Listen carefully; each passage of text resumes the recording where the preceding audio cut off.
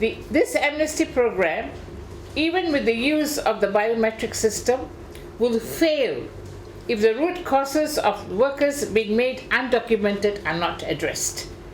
The system of recruitment and placement of migrant workers is riddled with rapid approvals without verification, recruitment agents and irresponsible employers who are not made accountable.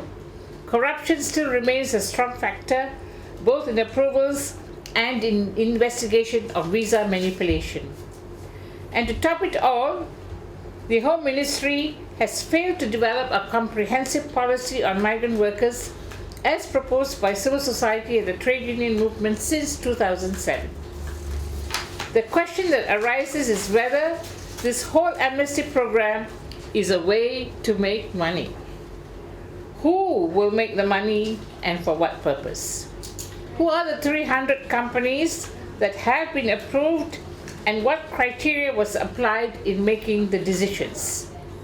Though 1,400 companies had applied to become registration agents, we are unclear of the criteria used to select the 300 companies. The biometric system only addresses the identity of the migrant worker, but the violations are done by recruitment agencies, employers, or enforcement agencies.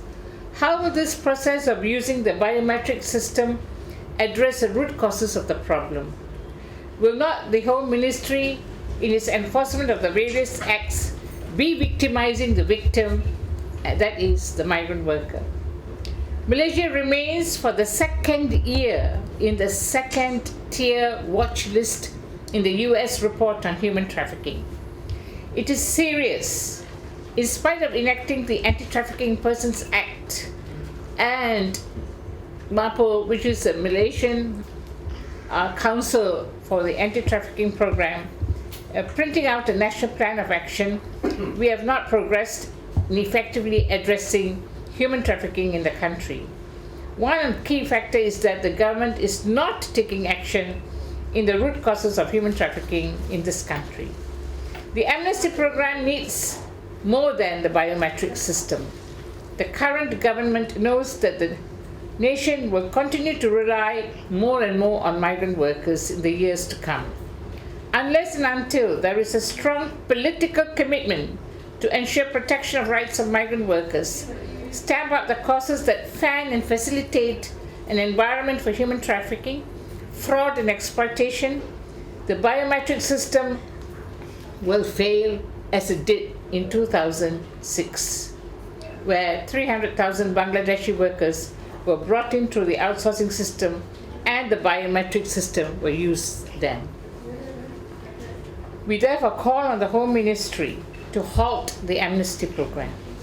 The ministry itself must be clear on what it wants to achieve and how the employer and the migrant worker will benefit from the program.